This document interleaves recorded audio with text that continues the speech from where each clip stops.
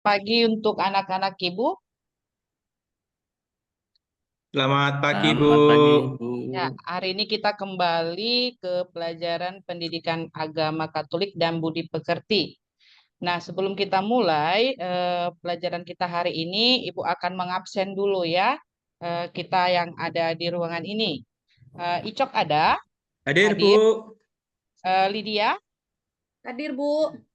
Irfan, Hadir, Bu. Erliani ada, Hadir, Bu. Julista. Kayaknya izin tadi, Bu, ke belakang. Oh, izin. Dion ada, Hadir, Bu. Hermal ada. Hadir, Bu. Ya, sebelum kita mulai pelajaran kita berdoa. Tapi Ibu tanya dulu, sehat semua ini kan? Sehat, Bu. Puji Tuhan. Semangat kita Sehat. kan belajar hari ini? Semangat. Oke, sebelum Semangat. kita mulai, kita berdoa. Ibu minta tolong dulu buat anak Ibu, Herliani, pimpin doa kita. Ya. Baik. Baiklah, mari kita bersatu dalam doa. Dalam nama Bapa dan Putra dan Roh Kudus. Amin.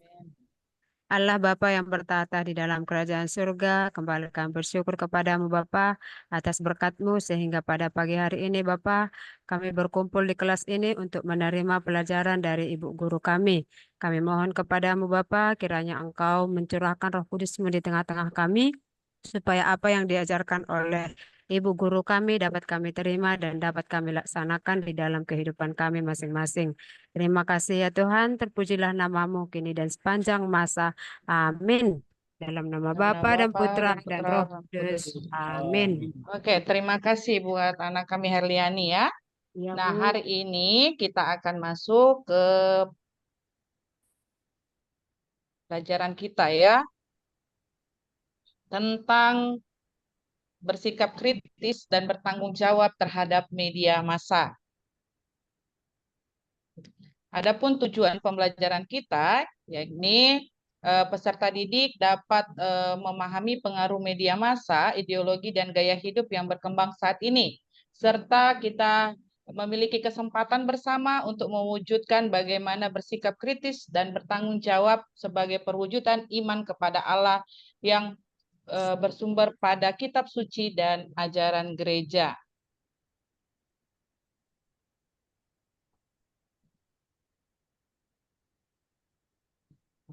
Nah, adapun KKTP yang hendak mau dicapai, kita dapat mengetahui dampak positif dan negatif dari pengaruh media massa. Lalu kita peserta didik mampu menganalisis bagaimana sikap gereja terhadap media massa. Lalu yang ketiga, peserta didik mampu menyimpulkan ajaran kitab suci yang berkenaan dengan pengaruh media massa, serta peserta didik mampu menyimpulkan ajaran gereja yang berkenaan dengan pengaruh media massa.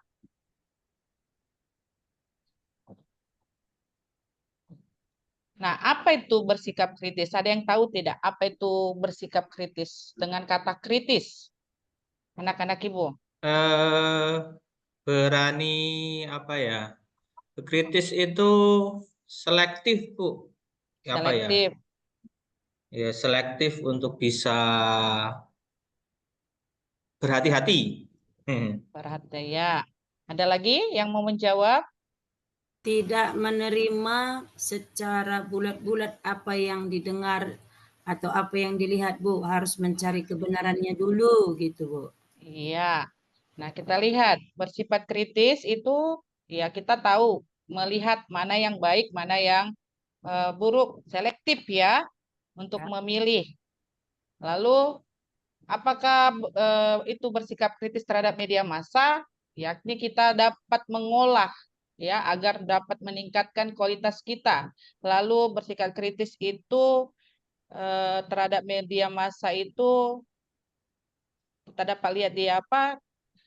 Kita dapat ya memilah segala tawaran yang disediakan terhadap media. Nah, di sini ada dua gambar. Coba diperhatikan.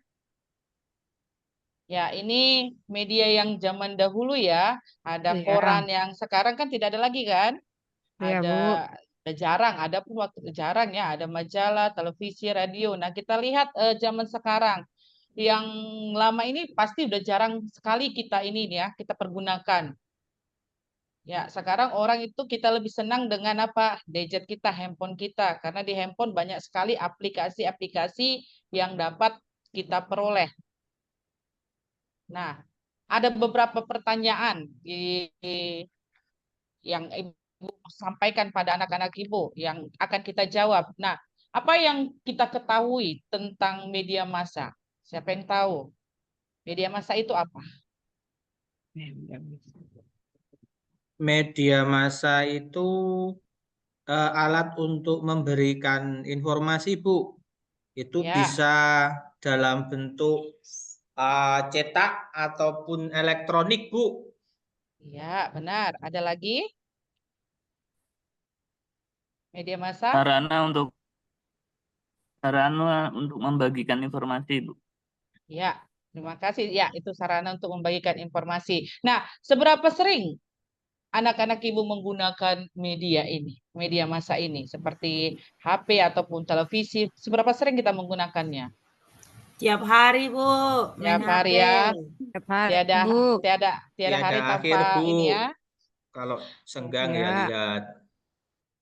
Malah mungkin ditinggalkan pekerjaannya atau apanya karena menggunakan HP ya. Iya, Bu. Ya, Bu. Ya. Nah, apa sih sebenarnya dampak positif dari media ini? Positif dan negatifnya apa? Positifnya, Bu, cepat dapat berita informasi. Kita dapat mengetahui dunia-dunia luar yang luas gitu. Nah, baru negatifnya, Bu, gara-gara bermain HP sering lalai tugas, Bu. PR ku nggak siap, Bu, karena main nonton TikTok, Bu. Tarik kendah. Oh, itu ya, iya. Berarti ada yang positifnya dari media ini, ada negatifnya. Kalau Ibu mau tanya, ini lebih banyak mana? Positifnya atau negatifnya? Positifnya sih, Bu. Sama-sama banyak, Bu. Sama-sama Sama-sama banyak banyak. ya. Iya, Siapa Bu. di kelas ini yang lebih banyak negatifnya? Saya enggak loh, Bu. Siapa yang jarang Bu. nggak ngerjakan tugas itu berarti lebih banyak negatifnya gitu ya? Oke, kita lanjut ya. Nah, media massa itu merupakan sarana komunikasi ya, yang kita bisa dapat pesan dari masyarakat luas. Itu pengertian dari media. Nah, apa dampak positifnya? Ya, kita dapat menyimpan informasi atau dapat ya menerima informasi, lalu kita dapat membangun sikap peduli antara satu dengan yang lain, lalu kita dapat membangun relasi ya, relasi dengan satu dengan yang lain serta kita diberi kemudahan. Nah, ini yang sering biasa kita gunakan kan kalau mengerjakan tugas. Nggak lagi kita banyak berpikir. Tanya Om Google atau Tante Google langsung terjawab semua. Ya. Ya, itulah dampaknya. Nah, kita akan lihat dampak negatifnya apa sih dari media ini. Ya, banyak terjadi kejahatan ya. Bisa ada terjadi penipuan, pembunuhan, bahkan penculikan dari dampak negatif ini. Lalu susah bersosialisasi, ya, hidup dengan kehidupannya sendiri, ya, dipanggil orang tua pun tidak pura-pura tidak dengar, pura-pura tuli padahal dia mendengar tapi karena asik dengan handphone gadgetnya dia ya tidak peduli. Lalu lebih mementingkan diri sendiri dan yang terakhir menjadikan seseorang itu lalai terhadap tugasnya, ya, tidak dapat membagi waktu, ya, tidak bisa membedakan mana yang harus dikerjakannya, ya. Itu dia. Kita lanjut. Nah, sekarang Ibu akan membagi kita ini ke dalam kelompok, ya. Ibu akan bagikan ke dalam 2 kelompok yang kita akan menjawab pertanyaan. Yang pertama, kelompok pertama itu Icok, Lydia, Irfan, Ya, Herliani. Bu. Itu kelompok pertama. Kelompok kedua, Julista, Dion, dan Hermal ya. Nah, apa yang mau kita kerjakan? Nah, ini. Ada 4 pertanyaan. Menurut pandangan anak-anak Ibu, mengapa kaum remaja itu mudah dipengaruhi lalu mudah menyebarkan hoax atau hoax ya. Lalu yang kedua, apa dampak dari berita hoax itu terhadap kehidupan sosial kita? Lalu yang ketiga, menurut kitab suci Markus 2 ayat 23 sampai 28 yang berjudul murid-murid Yesus memetik gandum pada hari Sabat, apa pengaruh media massa di situ? Lalu apa saja ajaran gereja yang berkenaan dengan pengaruh media massa? Nah, Ibu kasih beberapa menit, silakan tiap kelompok untuk berdiskusi untuk menjawab pertanyaan yang Ibu berikan dalam LKPD kita.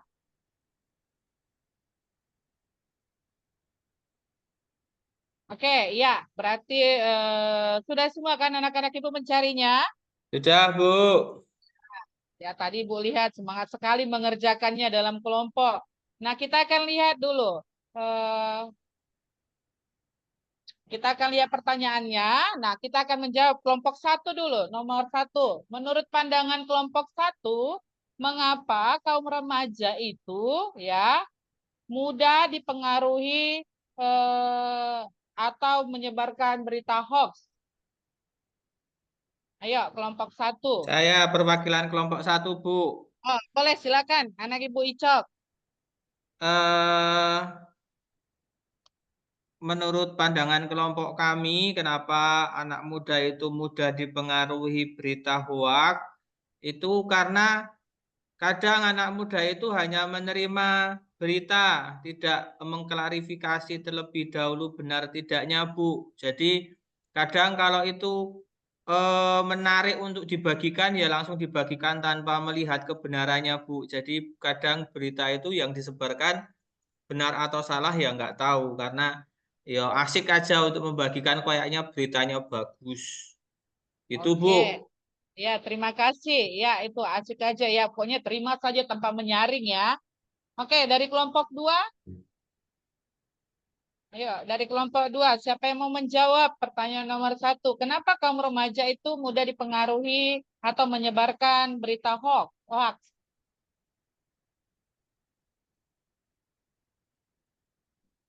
Ayo, Julista.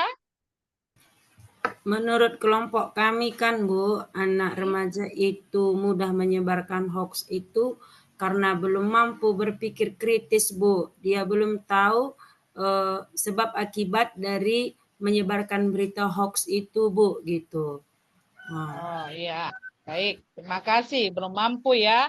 Ya, karena anak remaja ini, anak seperti kita, kalian ini, ya, rasa ingin tahu terhadap media itu luar biasa ya. Jadi yang penting diambil aja, diambil tanpa ada diproses ya. Lalu suka mencoba hal baru tanpa selektif. Yang penting mencoba hal-hal yang baru yang menantang. Urusan bagaimana dampaknya itu urusan belakangan. Itu dia ya. Nah, kita masuk ke soal nomor 2. Apa dampak dari berita hoax ini dalam kehidupan sosial? Ayo, kelompok 1. Lydia ada di sini. Coba, Bu. anak kami Lydia. Ya, apa dampak berita hoax dalam kehidupan sosial? Dampaknya Bu, berita hoax itu kan pasti berita yang tidak benar. Jadi bisa merugikan orang Bu, karena berita-berita tersebut. Oke, terima kasih. Ya, dapat merugikan. Ada lagi selain dampak merugikan saja?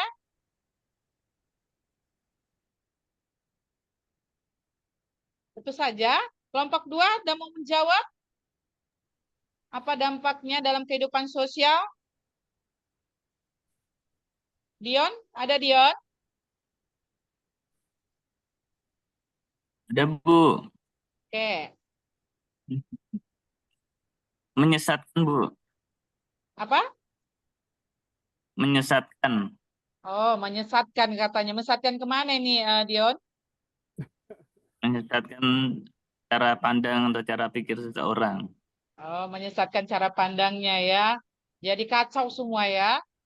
Oke, ya itu dia. Kita lanjut soal nomor 3. Semua bawa kitab suci kan? Bawa, Bu. Ya, dalam kitab suci Markus 2 ayat 23 sampai 28 tentang murid-murid Yesus yang memetik gandum pada hari Sabat, Apa pengaruh media massa pada bacaan? Ayo, kelompok 1 dulu yang jawab.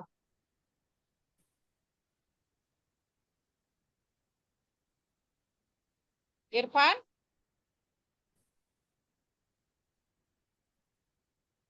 Ada Irfan? Kayaknya izin Bu, Irfan tadi. Oh, coba dulu Icok yang mewakili kelompoknya. Oh ya Bu, dari diskusi kelompok Bu, untuk yang nomor 3 berkenaan dengan pengaruh media massa dari bacaan kitab suci itu, bahwa kita diharapkan untuk selektif ya Bu ya, mengetahui mana yang penting dalam kehidupan kita Bu, supaya nanti kita bisa apa ya, bisa mendapatkan hasil yang baik lah Bu. Oke, terima kasih ya. Selektif supaya dapat hasil yang baik ya. Sama seperti dalam bacaan itu bagaimana Yesus ya mengkritik ya. Tapi mengkritik bukan hukum sahabatnya, melainkan bagaimana cara hukum sahabat itu ditafsirkan dan diterapkan salah di kehidupan masyarakatnya. Ya, bukan hukum sahabatnya yang salah, tapi bagaimana masyarakat di sana salah menafsirkannya. Sama seperti tadi berita hoax itu. Ya, mereka tidak kritis terhadap berita yang mereka terima. Ya.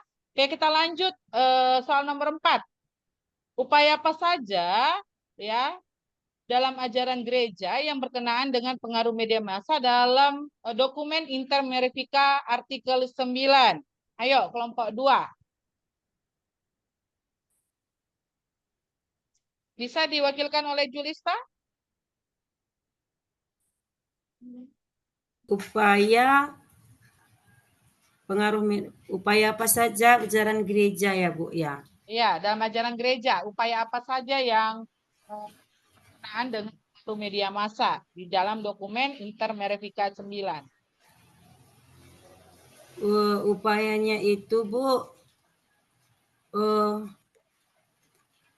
agar media massa itu Bu dapat mampu menjadi salah satu alat agar anak-anak itu bisa berpikir kritis Bu gitu. Ya, itu dia ya, dapat berpikir kritis, lalu kita dapat menjadikan media itu sebagai komunikasi sosial ya. Karena dengan menggunakan media ini, orang-orang di sekitar kita itu jadi kelihatan jauh biasanya ya. Yang jauh menjadi dekat, yang dekat menjadi jauh. Kan begitu biasanya kan? Kalau kita Iya, jumpa Bu. dengan teman-teman kita, yang kita utamakan apa? Megang HP kan? Iya, Bu. Ya Bu. Padahal banyak teman kita sih, tapi orang yang di luar sana yang kita lebih dekat komunikasi daripada orang yang di sekitar kita. Ya, itu dia. Ya. Dan melalui media kita dapat menyebarkan yang namanya kabar sukacita. Ya, bukan hanya ya kalau kita lagi galau kita buat di media atau lagi berdoa, enggak ya. Tapi kita dapat menyebarkan kabar sukacita, ayat-ayat kitab suci ataupun cerita-cerita yang menarik yang membangun motivasi bagi orang-orang yang lain ya. Nah, kita lihat selanjutnya apa yang mau disampaikan di sini dalam materi kita hari ini. Ya, kesimpulan yang mau kita beri ke apa kita terima pada hari ini, Allah ingin manusia mengembangkan diri itu secara lebih utuh dan penuh. Sikap Yesus terhadap hukum Taurat dalam terang hukum kasih. Ya, sedangkan dalam dokumen gereja melalui Konsili Vatikan kedua, gereja ingin mengajak umat menyadari bagaimana peran positif ya, bagaimana kita dapat mengembangkan budi dan bagaimana kita dapat mewartakan kabar sukacita. Untuk pemakaian untuk meminimalisir dampak negatif dari media, maka kita harus dapat mengatur pemakaian komunikasi sosial dengan demikian akan menjadi sarana mewartakan kerajaan Allah. Ya. Jadi ini dia yang dapat kita simpulkan dari materi kita hari ini. Nah, apa refleksi yang mau Ibu katakan atau mau Ibu tanyakan pada anak-anak Ibu? Apakah kalian sudah mengerti apa itu bersikap kritis dan bertanggung jawab terhadap media massa? Sudah? Sudah, Bu. Sudah, Ya. Bu. Terima kasih. Lalu, sudahkah anak-anak Ibu bersikap kritis terhadap media massa atau alat komunikasi yang sering kalian pergunakan? Belum, Bu. Kadang-kadang. Ya, mulai saat ini udah harus ya bisa bersikap kritis terhadap media. Jangan semua dicaplok, jangan semua dilihat yang nggak sesuai dengan tontonannya, jangan ditonton. Ya. Ya, Bu. Lalu apakah Anda atau anak-anak Ibu sudah dapat bertanggung jawab atas berita yang kita bagikan di media komunikasi? Sudah, Bu. Ya, seharusnya sudah ya. Jadi yang kalau kita tidak dapat bertanggung jawab terhadap berita itu tidak usah dibagikan. Atau kalau bisa dikatakan itu berita hoax, tidak usah dibagikan. Ya. Lalu, tahukah anak-anak Ibu, jika kita punya beban, kita tidak boleh menyebarkan ke dalam media, melainkan kita berdoa dan mengutarakannya, mengatakannya kepada Tuhan. Tahu, Bu. Tahu, Bu. Ya. Tahu, Bu. Pernah lihat nggak kalau di Facebook atau di Instagram itu banyak orang yang berdoa, ya Tuhan gini atau aku lagi mengutarakan kehidupanku diapain orang tua begini. Pernah lihat tidak atau pernah baca tidak? Pernah, Bu. Sering. Iya, dia berdoanya di Facebook, dia berdoanya di Instagram, tapi dia tidak pernah ke gereja atau tidak pernah berdoa secara pribadi di rumah. Nah, itu ya. Jadi kita harus tahu bahwa media itu bukan tempat kita, ya di situ kita berdoa atau menyebarkan segala ya hal-hal buruk tentang keluarga kita ya. Jadi kita harus tahu, bersikap kritis apa sih sebenarnya guna media ini dan kita juga harus dapat bertanggung jawab terhadap media yang kita sebarkan atau yang kita berikan kepada orang lain. Sudah mengerti anak-anak Ibu? Sudah, Bu. Ya, semoga materi kita pada hari ini ya dapat menjadikan kita menjadi manusia yang lebih kritis lagi terhadap penggunaan media yang ada di sekitar kita ya, supaya kita lebih semangat untuk menggapai masa depan kita, bukan hanya dengan kesenangan kita pribadi saja dengan menggunakan HP. Baiklah, materi kita pada hari ini cukup sekian hari ini. Kita akan jumpa minggu depan pada materi selanjutnya.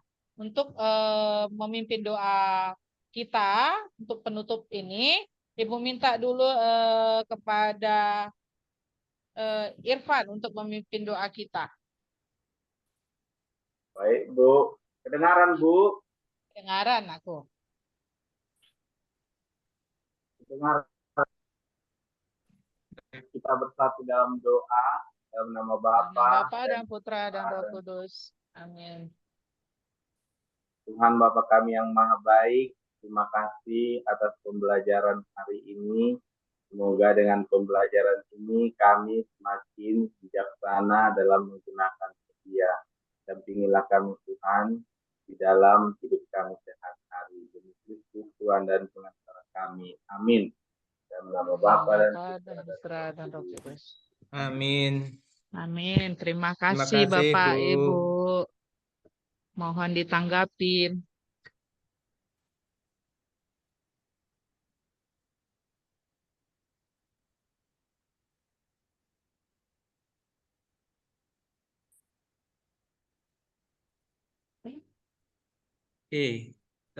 Pak Dion. Oke, baik, terima kasih Pak Icok. Selamat Bu Juniati sudah mempraktekkan ya untuk modul pembelajarannya di materi ini.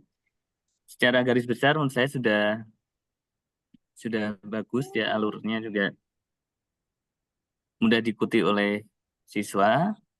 Kemudian mungkin yang menjadi catatan di sini mungkin untuk PowerPoint-nya mungkin bisa lebih karena ini kan tentang media, mungkin lebih apa namanya menampilkan media-media yang saat ini sering digunakan oleh siswa. Mungkin bisa apa namanya dalam bentuk-bentuk yang contoh-contoh yang nyata yang saat ini terjadi, mungkin contoh-contoh itu lebih ditampilkan lagi. Mungkin tadi tentang mungkin hoax, mungkin juga aplikasi-aplikasi yang saat ini tren digunakan oleh apa namanya siswa itu juga bisa menjadi bahan yang semakin membawa siswa itu tertarik untuk mengikuti pembelajaran.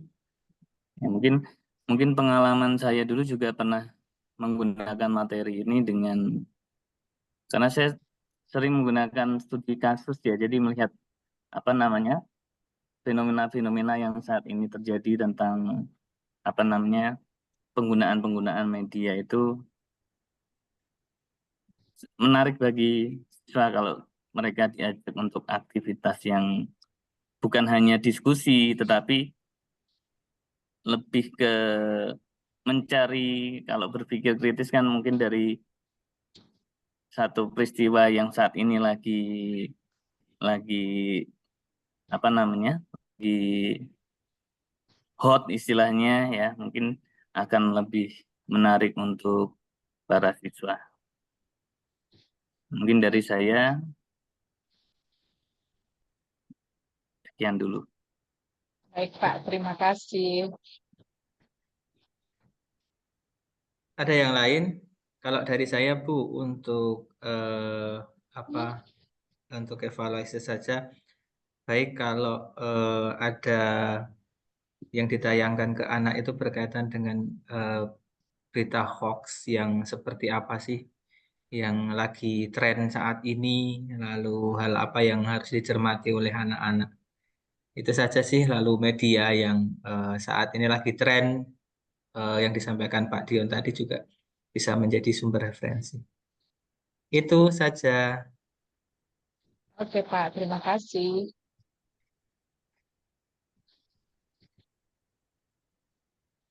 Sepertinya sudah Ibu.